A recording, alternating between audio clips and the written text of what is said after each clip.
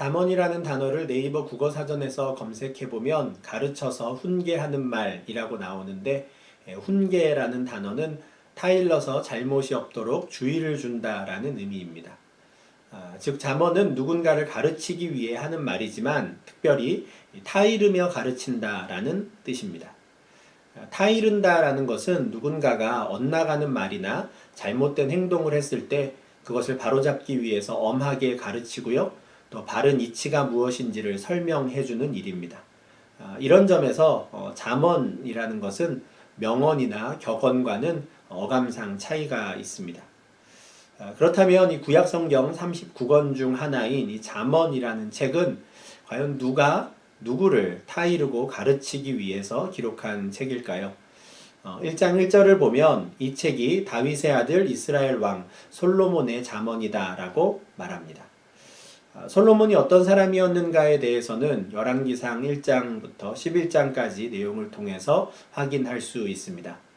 다윗 왕의 뒤를 이어 이스라엘의 왕이 된 솔로몬은 다윗과 밧세바 사이에서 태어난 아들이었습니다. 이 솔로몬은 특별히 지혜의 왕으로 유명합니다. 열왕기상 3장에 따르면 하나님께서 솔로몬의 제사를 기쁘게 받으신 후에 그의 꿈에 나타나신 적이 있습니다. 그때 하나님께서는 내가 너에게 무엇을 줄고 너는 구하라 라고 말씀하시는데요. 그때 솔로몬은 듣는 마음을 종에게 주사 주의 백성을 재판하여 선악을 분별하게 하옵소서라고 간구합니다. 이 땅에서 오래 사는 장수의 축복이나 또 부귀영화를 구하지 않고 선악을 분별하는 지혜를 주셔서 백성들을 잘 다스릴 수 있게 해주십시오 라고 하는 이 솔로몬의 기도가 하나님 마음에 쏙 들었습니다. 그래서 하나님께서는 그의 앞에도 그와 같은 자가 없고 또 그의 후에도 그와 같은 자가 없을 놀라운 지혜와 총명을 주겠다라고 하시고요. 아울러서 그가 구하지 않았던 장수의 축복과 또 부귀영화도 주겠다라고 말씀하십니다. 이러한 하나님의 말씀은 솔로몬의 인생에서 그대로 이루어집니다. 그래서 솔로몬은 그의 지혜와 또 그가 누렸던 부귀영화가 말 그대로 전무후무한 것을 또 누리게 됩니다. 그리고 그는 지금까지도 지혜의 대명사로 여겨지는 인물로 남아 있습니다. 잠언은 바로 그 솔로몬이 누군가를 타이르며 가르치기 위해서 남긴 글입니다. 사실 지혜의 왕 솔로몬이 볼 때 어느 누구의 말이나 행동이 마음에 들었겠습니까? 그와 함께 국정을 논했던 신하들의 많은 의견들은 솔로몬이 볼 때 하나부터 열까지 부족한 것 투성이었을 겁니다. 솔로몬 앞에 와서 재판을 받던 사람들 중에 어떻게 한번 저 왕을 속여보려고 애썼던 사람들이 많았을 텐데 그들 중 어느 한 사람도 그를 속이는 일에 성공하지 못했을 겁니다. 솔로몬을 접견하러 왔던 외국의 왕들이나 사신들도 그의 지혜에 놀라고 그를 찬양하기 바빴습니다. 그렇다면 사실 솔로몬이 만났던 모든 사람들이 그의 잠언을 읽고 가르침을 받아야 할 것 같은데 과연 정작 솔로몬은 누구를 위해서 이 잠언을 남긴 것일까요? 잠언의 내용을 쭉 한번 읽어보면 그가 바로 그의 아들을 위해서 잠언을 남겼다는 것을 알게 됩니다. 1장부터 29장까지를 우리가 솔로몬의 잠언이라고 부르는데요. 1장부터 29장까지 중에서 그는 22번이나 내 아들아 내 아들아 라고 부르며 그의 아들을 타이르며 권면합니다.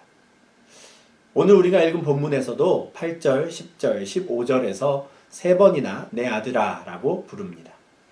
아무리 솔로몬의 지혜가 뛰어났다고 해도 자녀를 양육하는 건 그의 맘대로 되지 않았었던 것 같습니다. 그래서 그는 아예 아들을 가르쳐 훈계하기 위한 글을 남겼습니다. 그렇지만 솔로몬이 이 잠언의 목적으로 설명한 2절부터 6절까지의 말씀을 보면 단지 그의 아들 한 사람을 위해서 잠언을 기록한 것은 아니다라는 것도 알게 됩니다. 솔로몬은 어리석은 자나 젊은 자나 지혜 있는 자나 명철한 자나 모두 이 책을 읽으라고 말합니다. 왜냐하면 이 말씀은 그들을 슬기롭게 할 것이며 지식과 근신함, 학식과 지략을 더해줄 것이기 때문입니다. 그는 이 글이 모든 이들에게 유익이 될 것이라고 확신하고 있었습니다. 그러므로 우리는 솔로몬이 부르는 이 아들을 단지 그의 친아들만으로 한정할 필요는 없습니다. 그의 말을 듣고 싶은 모든 사람들이나 특히 젊은이들을 모두 통칭해서 부르는 표현이라고 생각할 수 있습니다. 그렇지만 솔로몬이 자신의 잠언을 받고 읽게 될 그 사람을 내 아들아 라고 부른 것은 그가 어떤 심정으로 이 글들, 이 말들을 남겼는가를 잘 보여줍니다. 전무후무한 지혜를 가지고 이 땅의 모든 부귀영화를 누렸던 바로 그 사람이 인생에 대해서 생각하고 깨우쳤던 것들을 사랑하는 아들에게 전하는 마음으로 잠언을 남겼습니다. 과연 솔로몬이 그의 아들에게 또는 그가 아들같이 여기는 그 사람들에게 가장 먼저 하고 싶었던 말이 무엇일까요?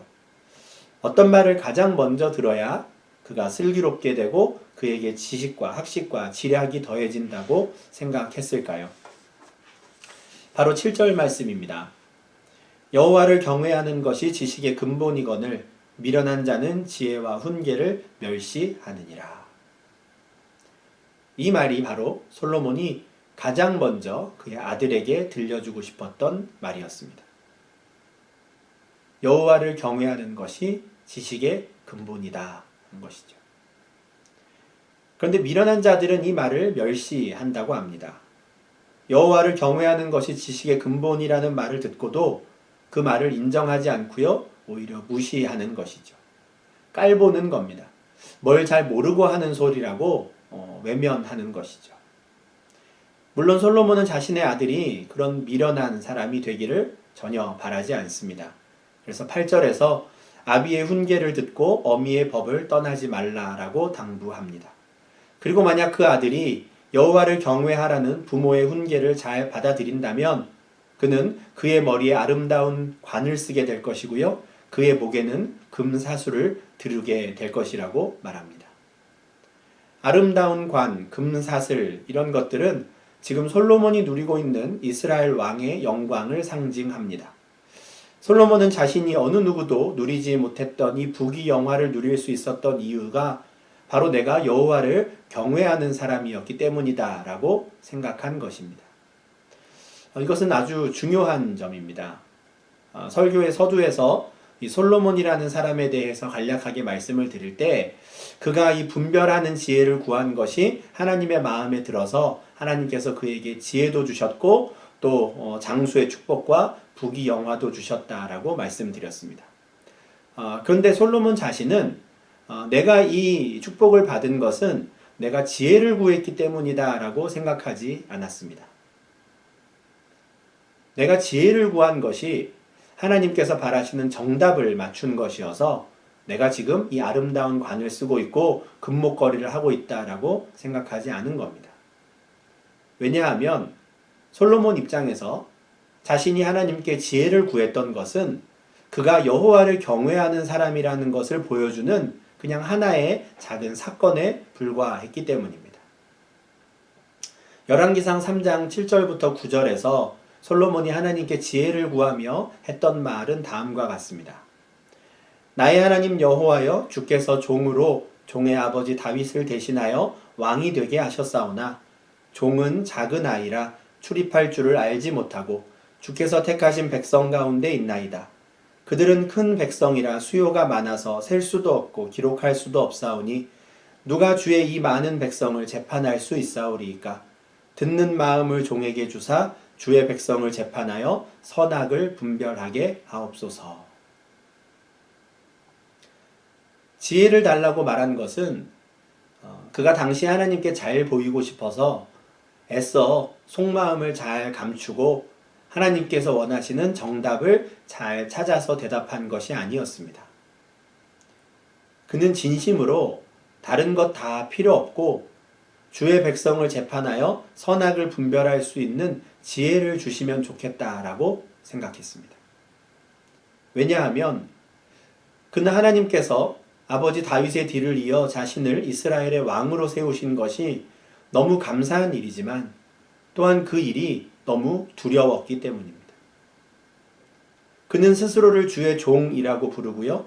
작은 아이라고 부릅니다. 내가 할 수 있는 것이 아무것도 없으니 여호와 하나님께서 도와주셔야 합니다. 그러니 지혜를 주십시오. 이렇게 기도한 것이죠. 한마디로 말해서 그는 지혜를 달라는 이 기도를 통해서 자신이 언제나 겸손히 여호와 하나님을 경외하는 사람이다라는 것을 드러낸 것입니다. 그러므로 솔로몬은 그의 아들이 자신의 훈계를 잘 받아들여서 여호와를 경외하는 자가 된다면 자신처럼 아름다운 관과 금목걸이를 쓰게 될 것이다 라고 말합니다. 그런데 이어지는 이 10절 이하의 내용을 보면 이렇게 아들을 훈계하는 솔로몬의 마음이 참 불안했던 것 같습니다. 그의 주변에 그를 꾀는 악한 자가 있었기 때문입니다. 11절부터 14절에는 이 솔로몬의 아들을 찾아온 악한 자가 그에게 하는 말이 나오는데요. 이 구절들은 어른들이 보시는 이 개역 개정판 성경보다는 우리 유초등부 아이들이 보는 쉬운 성경 번역을 인용하면 더 쉽게 우리가 이해할 수 있을 것 같아서 쉬운 성경 번역으로 말씀드리겠습니다. 그 내용이 이렇습니다. 같이 가서 숨어 있다가 사람을 잡자. 무조건 숨어서 죄 없는 사람을 기다리자. 우리가 저들을 무덤처럼 산채로 삼켜버리자. 지옥에 떨어지는 자처럼 통째로 삼켜버리자. 온갖 종류의 보물들을 취하여 우리 집을 약탈물로 채우자. 너도 이 가운데서 제비를 뽑아라. 우리 모두 한 부대씩 나눠 가지자. 쉽게 말하면 우리가 순진한 사람 하나를 알고 있는데 그 사람을 상대로 우리가 크게 한탕하려고 한다. 너도 같이 하자. 너가 힘을 보태면 나중에 너의 목도 하나 챙겨주겠다라는 말입니다. 강도짓을 하려는데 같이 하자라고 꾀는 것이죠. 솔로몬은 그의 아들에게 여호와를 경외하라 라고 말하고 있지만 또 그 아들을 찾아온 악한 자는 강도짓을 함께 하자라고 말하고 있습니다. 솔로몬이 보기에 지금 이 아들의 상황이 얼마나 위태로워 보이겠습니까? 그래서 그는 15절과 16절에서 이렇게 말합니다. 이 구절도 역시 쉬운 성경 번역으로 말씀드리겠습니다. 내 아들아, 저들과 같이 길을 다니지 말고 저들이 있는 곳에 발도 내딛지 마라. 왜냐하면 저들의 발은 범죄하러 내달리고 저들은 사람 죽이기에 재빠르기 때문이다. 솔로몬은 그의 아들이 행여나 그 사람들과 말이라도 섞을까 노심초사하고 있습니다. 여호와를 경외하는 것이 지식의 근본임을 알고 여호와를 경외하는 삶을 살아야 하는데 그 아들이 아비의 훈계를 멸시하는 미련한 자가 될까 걱정하고 있습니다. 아들을 꾀고 있는 악한 자들이 어떤 사람인지 빤히 보이는데 그것을 모르고 사람 죽이는 일에 빠른 그들을 쫓아갈까 겁이 나는 상황입니다. 미련한 자들, 악한 자들은 다른 사람의 보화를 빼앗으면 자신들이 그 부귀 영화를 누릴 수 있다고 생각합니다. 다른 사람의 것을 빼앗기 위해서 가만히 엎드려 있는 것, 죄 없는 자의 것을 빼앗기 위해 숨어 기다리는 것, 그것을 자신들의 지혜라고 뽐냅니다. 그러나 18절에서 솔로몬은 그들이 하는 일은 미련한 일이며 그들은 결국 자기의 피를 흘리고 자기의 생명을 해하는 어리석은 자들이라고 말합니다. 다른 사람의 피를 흘리게 해서라도 자기의 이익을 탐하는 자들은 결국 자기의 생명을 잃어버리는 사망의 길을 가는 자들이기 때문입니다. 지난 5월 2일에 네덜란드 한인회 인터넷 사이트 게시판에 이런 글이 올라왔습니다. 최근 마스크 판매 관련해서 스팸 또는 사기성 글로 인해 피해를 보시는 교민들이 계시니 주의하라 라는 글입니다. 네덜란드 한인회에서 예방 차원으로 올려주신 글이었습니다. 그런데 지난 목요일 5월 7일에 한국의 연합뉴스 기사에 이런 기사가 있었습니다. 어떤 사람이 A씨라고 되어 있었는데요. A씨가 마스크 709만 장을 보유하고 있으니 대금을 먼저 결제하면 내가 이 마스크를 당신에게 공급해 주겠다라는 말로 사람들을 속여서 17억 5,200만 원을 가로챈 사건이 있었다라는 기사였습니다. 어마어마하죠. 말 한마디로 17억 5,200만 원을 가로챘습니다. 전 세계가 코로나로 인해서 힘들어하고 이미 수많은 사람들이 목숨을 잃고 있는 이 상황에도 이 사람들의 불안한 마음을 이용하려는 사람들이, 악한 자들이 여전히 존재합니다. 덫을 놓고 가만히 숨어서 기다렸다가 죄 없는 사람들의 보화를 빼앗아 자기 집을 채우려는 악한 자들입니다. 이런 악한 자들의 생각은 수천 년 전 솔로몬의 시대에나 지금 우리의 시대에나 달라지지 않는다라는 것을 다시금 깨닫게 됩니다. 이런 세상을 살아가야 하는 그의 아들에게 솔로몬은 하나님께서 주시는 참된 축복을 받는 법을 가르쳐주고 싶었습니다. 아름다운 관을 머리에 쓰고 금사슬을 목에 두를 수 있는 방법은 여호와를 경외하는 것이 지식의 근본이다 라고 말하는 이 아비의 훈계를 듣고 어미의 법을 떠나지 않는 것이었습니다. 만약에 그의 아들이 아비의 훈계와 어미의 법을 멸시하고 자기를 찾아와 꿰고 있는 그 악한 자의 말에 넘어간다면 어떻게 되겠습니까? 그 죄 없는 자의 보화를 빼앗으면 부자가 될 수 있다는 그 말에 속아서 결국 자기 자신의 생명을 잃어버리는 미련한 자가 되고 말 것입니다. 그래서 솔로몬은 아주 애타는 마음으로 내 아들아 내 아비의 훈계를 들어라. 내 아들아 내 어미의 법을 따라라. 내 아들아 악한 자가 너를 꿰을지라도 따르지 말아라. 내 아들아 그들과 함께 길을 다니지 말아라 라고 간곡히 부탁하는 것입니다. 내 아들아 하고 부르는 이 모습에서 사랑하는 아들이 악한 자들과 어울리며 죄 없는 자의 보화를 뺏기 위해 숨어있는 바로 그 미련한 사람이 될까 참 두려워하는 한 아비의 심정이 느껴집니다.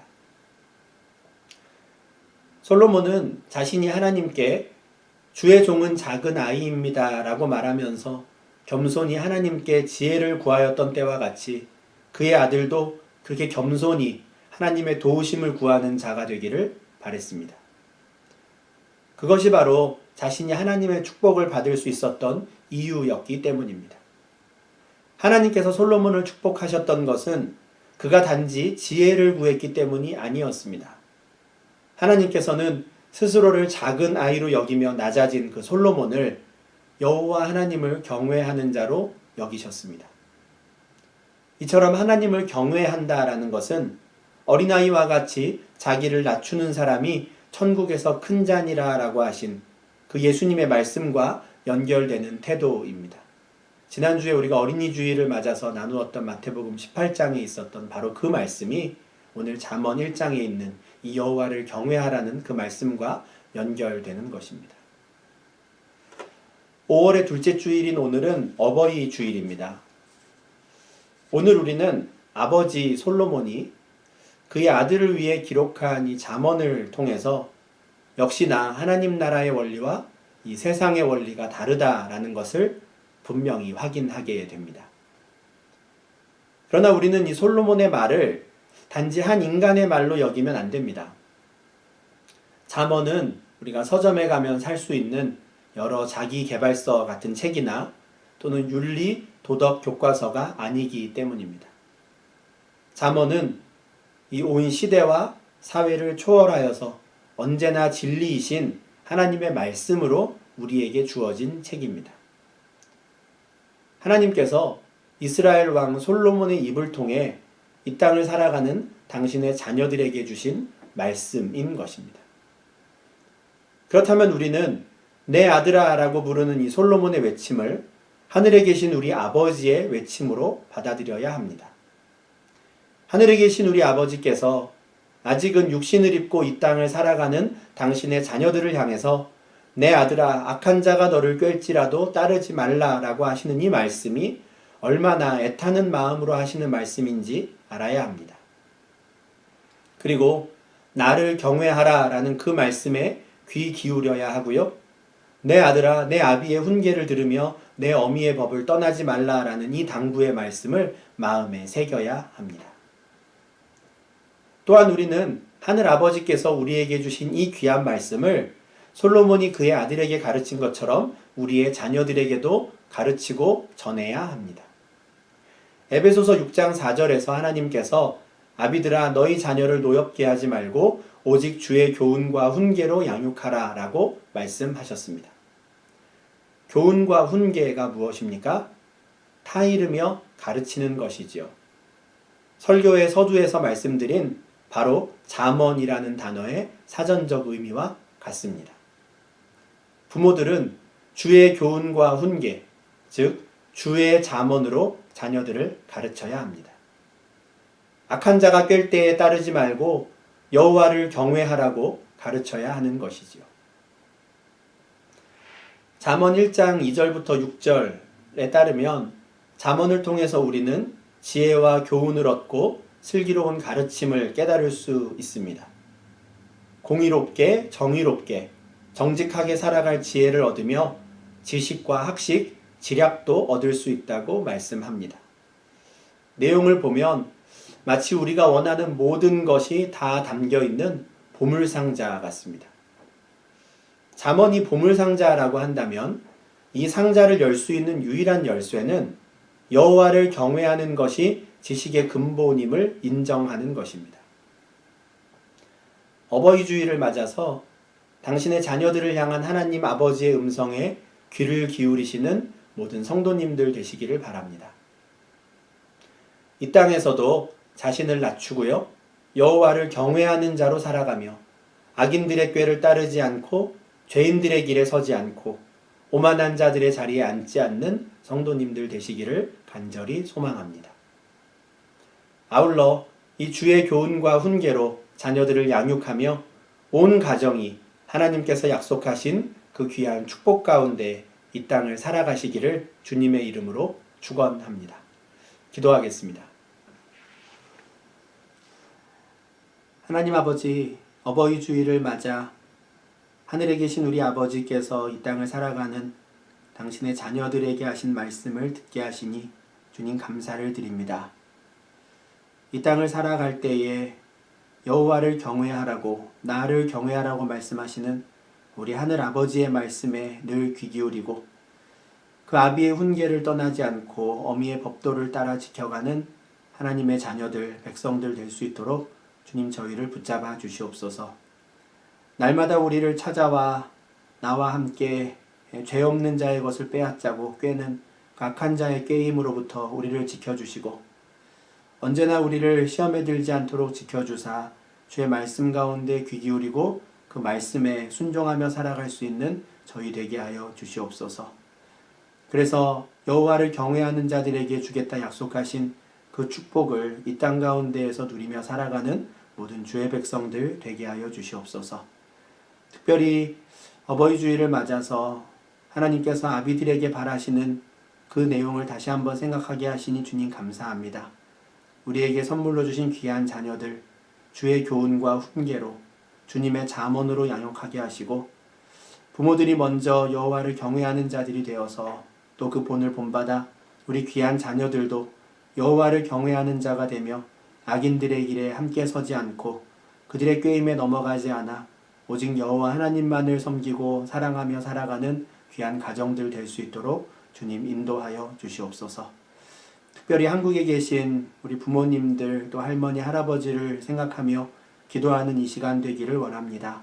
우리가 멀리 떨어져 있지만 언제나 우리 육신의 부모들 또 할머니 할아버지를 생각할 때 감사하는 마음으로 그들을 위하여 기도하게 하시고 언제나 그들을 육신의 축복 가운데 또 강건케 하여 주셔서 주님께서 우리가 먼 곳에서 기도하는 이 자녀들의 기도에 응답하심을 우리가 알고 또 주께 감사하는 저희 될 수 있도록 인도하여 주시옵소서.